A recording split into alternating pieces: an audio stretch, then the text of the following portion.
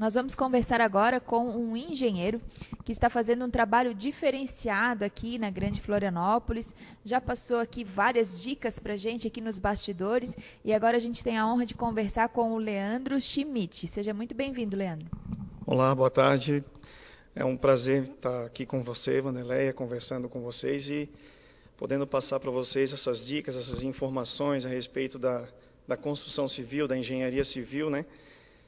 Que acaba sendo atrapalhado um pouco por essa questão de pandemia, mas a gente está todo dia na luta aí para... Foi um segmento que ele teve algumas interferências, né, algumas quedas, mas, por outro lado, também você conseguiu se reinventar, talvez, né, ou buscar algum outro segmento dentro da pandemia, né, Leandro? Com certeza. A engenharia civil, ela te abre esses leques, né? Você pode atuar em diversas áreas dentro da engenharia, dentro da construção. Você pode passar por construtoras, você pode executar obras, você faz a parte de projetos. E a pandemia, ela acabou meio que dando uma quebrada na construção civil, né? A construção civil estava começando novamente a crescer, a se desenvolver, e aí veio a parte da pandemia, aliada com essa questão política que envolve todo o Brasil, e então a construção civil meio que deu uma estagnada e novamente está começando a crescer exatamente porque desenvolve outras áreas dentro da engenharia, né? Na pandemia, agora as reformas começam a aumentar, né? A construção em si, ela ficou um pouco cara, né? Agora, nessa época de pandemia, né? Eu creio que agora o pessoal está investindo não só na construção, em novas obras, mas também na questão da reforma, né? Vamos cuidar daquilo que já tem, ou estou enganada? Acontece isso, sim. A falta de insumos que aconteceu com a pandemia, talvez por algumas empresas terem diminuído a sua produção ou ter a falta de venda no início da pandemia, perdeu funcionários. Então, isso acabou fazendo com que os insumos aumentassem o seu preço, né? Hoje, o aço, o cimento, o tijolo, materiais essenciais na construção, acabaram tendo o seu custo, às vezes, triplicados, né? Então, aquele casal que estava pensando em adquirir um imóvel, seja um apartamento ou comprar um terreno e construir uma casa, acabou dando uma segurada. Então, passa a, de repente, fazer uma reforma. Não, vamos melhorar o que nós temos, né? Vamos mudar uma parede, vamos mudar a cor, vamos passar uma mão de tinta, vamos melhorar o que nós temos. Para viver bem, né? Agora você falou que dentro aí, né, dessas adversidades aí desse ano, uma área que cresceu muito para ti foi a questão da inspeção predial, né? Conta para a gente como que foi isso. Então, o que acontece, né? A construção civil, ela tem também um prazo de validade para alguns sistemas construtivos, né? E precisa ter essa manutenção periódica para que se mantenha um bom estado da construção, da edificação. E com essa questão de deterioração, da questão das pessoas ficarem mais presentes em casa, elas começaram a observar mais falhas construtivas. E isso abriu um outro nicho, que já vem há bastante tempo, mas está começando a crescer um pouco mais, que é a inspeção predial. O que é a inspeção predial? É uma análise, é uma vistoria técnica para um profissional formado em engenharia ou arquitetura, né?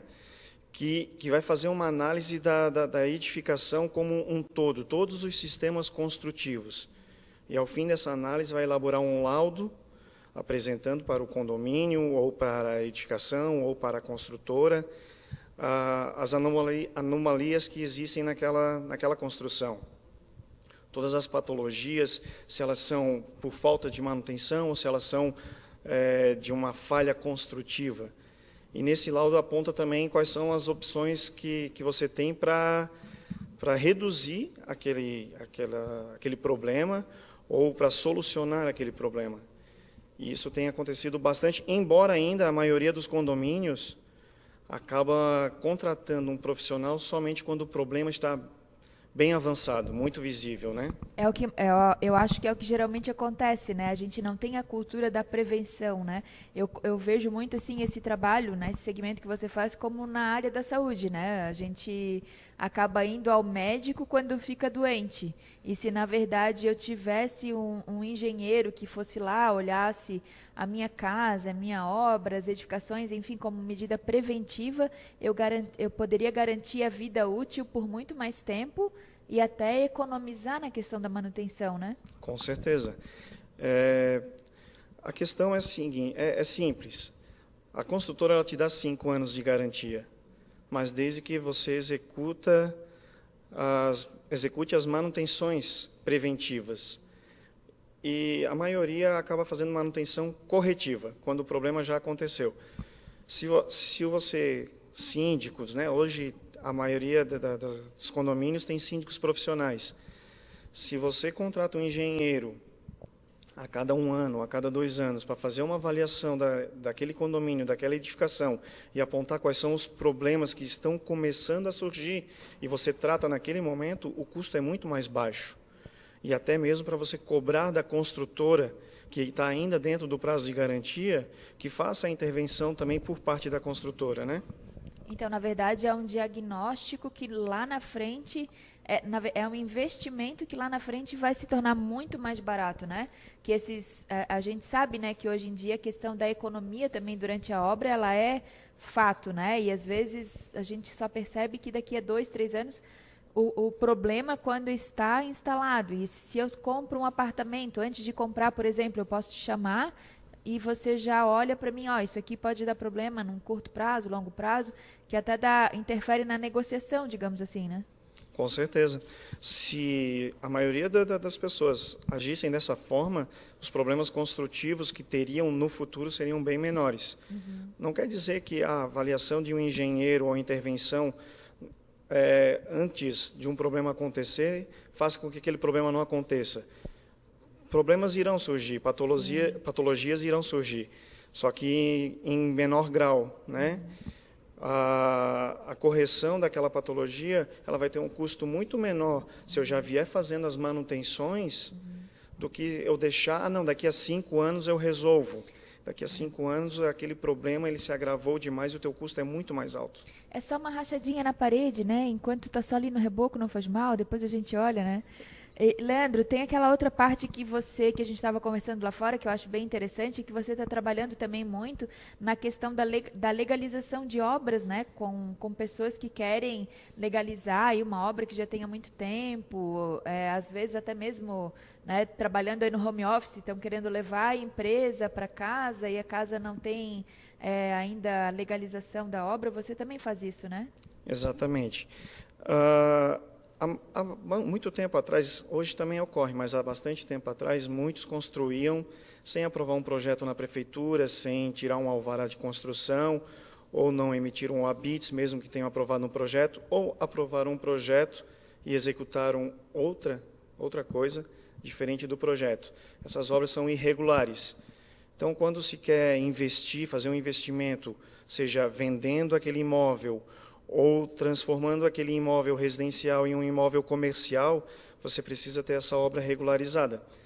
Então, essa área eu estou atuando bastante, porque com a pandemia auxiliou isso também, as pessoas precisarem de um financiamento e utilizarem o imóvel como base desse financiamento, ou transformar esse imóvel em uma área comercial, sair do aluguel e passar a trabalhar naquilo que é seu, né? Só que, para isso, você precisa aprovar junto à prefeitura tanto a legalização daquele imóvel, quanto a alteração de uso daquele imóvel. Se você vai deixar de usar ele como residencial e passa a usar ele como comercial, você precisa mudar isso, né? Você precisa mudar isso na prefeitura, para que a prefeitura emita um alvará e um habites para aquela função. E também a gente estava conversando na questão, né, das pessoas que estão vendendo imóveis, né, que eu vejo que há uma crescente, né? Se não tem a regulamentação, né, que você ajuda a fazer na prefeitura, perde valor o imóvel, né? Perde valor, sim. Eu não consigo te estipular agora quantos por cento vai ter de desvalorização ou valorização, né, caso o imóvel seja regularizado. Mas vamos pensar da seguinte forma: eu tenho um imóvel que na teoria custa R$ 200.000, mas ele não é regularizado. Quem quer comprar, ele não quer ter esse trabalho de ter que regularizar ou então ter que pagar à vista, porque um imóvel que não é regularizado, ele não pode ser financiado, né? Então, a partir do momento que você tem um imóvel regularizado e ele está em perfeitas condições, esse valor de 200 mil ele pode passar a ser 250 ou 300 mil, né? E aquele interessado em comprar um imóvel, ele pode dar uma parte de entrada e o restante financiar com o banco. Então, acaba simplificando toda essa parte burocrática, né, de uma compra de um imóvel e da venda de um imóvel. E facilita bastante, né? E até mesmo para quem quer vender e ter, né, em mãos ali um laudo técnico, você também faz isso, né? Que eu tenho um imóvel, eu quero vender, mas sempre tem aquela negociação, assim, mas está assim, está assado, tem que fazer isso, vou gastar tanto. Você também pode emitir esse laudo no imóvel que eu quero vender e eu posso negociar com o comprador, né? Já sabendo quais são as características aí que favorecem ou que podem fazer baixar o valor do imóvel, né? Sim, sim. Tanto o vendedor quanto o comprador, ele pode contratar um profissional da engenharia para fazer essa avaliação. Essa é uma outra área que existe também dentro da engenharia, que é a avaliação dos imóveis, né? Eu quero saber quanto que custa o meu imóvel. Eu vou contratar um engenheiro, que ele já é especialista nessa área de avaliação. Ele vai avaliar e vai emitir um laudo quanto que o seu imóvel está custando no momento. Mas ele também pode te dar um relatório que, se você fizer determinadas manutenções, quanto que o seu imóvel poderá valorizar, né? Hoje, se você compra um imóvel deteriorado, você tem um custo para reformar ele. Mas se você já compra um imóvel reformado, você elimina esse custo, mas quem está vendendo já inseriu aquele custo da reforma no valor de venda. E quem comprou acabou nem percebendo, né? Então, é bom para os dois lados. Quem vende acaba valorizando o seu imóvel e quem compra um imóvel em boas condições de uso. A área da engenharia civil realmente é um leque muito grande, né, para a gente conseguir abranger aí todas as áreas, né, conseguir falar sobre todo o teu trabalho, né, Leandro? Com certeza. Se fôssemos ficar aqui conversando sobre as áreas de atuação do engenheiro civil, a gente ficaria o resto do dia conversando. Né? Porque o engenheiro civil ele atua tanto em edificações quanto em obras de infraestrutura, né? Pontes, prédios governamentais, ciclovias, estradas. Então, nessa parte de infraestrutura e dentro de edificações, desde a concepção do projeto ou até mesmo da compra de um terreno que você pensa em construir, você já precisa de um engenheiro para ele poder avaliar e fazer uma consulta junto à prefeitura, o que pode ser construído naquele terreno, de que forma que pode ser construído. Eu posso construir comercial, eu posso construir residencial, eu posso ter os dois, né? Então, desde a concepção do projeto até a entrega da obra, a vistoria final da obra concluída, você precisa de um engenheiro para poder fazer essa análise e poder entregar um produto final de acordo com aquilo que foi prometido, né? Aquilo que precisa, né? Então, na verdade, é um investimento, né? Você contratar aí um profissional que realmente garanta, né, toda essa qualidade aí para os imóveis, para os empreendimentos, né? Leandro, você atende qual região? Eu atendo principalmente Florianópolis, né? A minha área de atuação principal é Florianópolis, São José ou Biguaçu, Palhoça, que são mais próximas, também faço alguma coisa. Mas o meu carro-chefe hoje é Florianópolis. As leis, as regulamentações, elas são diferentes também por município, né? Sim, cada município tem o seu código de obras específico, e aí algumas questões acabam favorecendo algumas ideias, né? Como, por exemplo, a legalização. Florianópolis tem uma lei da legalização que acaba facilitando aquele proprietário que tem um imóvel que já está construído há 20, 30 anos de forma irregular, ele hoje consegue regularizar. Claro que vai ter que fazer pequenas alterações, pequenas instalações, adequações, né? Mas está facilitado para ele que ele possa regularizar o seu imóvel. Joia, a gente conversou então com o Leandro Schmidt, engenheiro civil, né? Já apareceu algumas vezes ali o contato dele. Leandro, seja muito bem-vindo, né? Aqui a tua primeira entrevista no Show da Tarde. Eu espero que você volte mais vezes para a gente explorar mais esse tema aí da engenharia civil. Eu fico à disposição e agradeço o convite de vocês. Me senti muito honrado de estar aqui com vocês e estar podendo conversar um pouquinho sobre a engenharia civil. E fico à sua disposição. Sempre que precisar, é só chamar. Muito obrigada. A gente vai fazer um pequeno intervalo agora. Vamos ver aí o que os patrocinadores têm para nos dizer e daqui a pouquinho a gente já volta. Fica aí.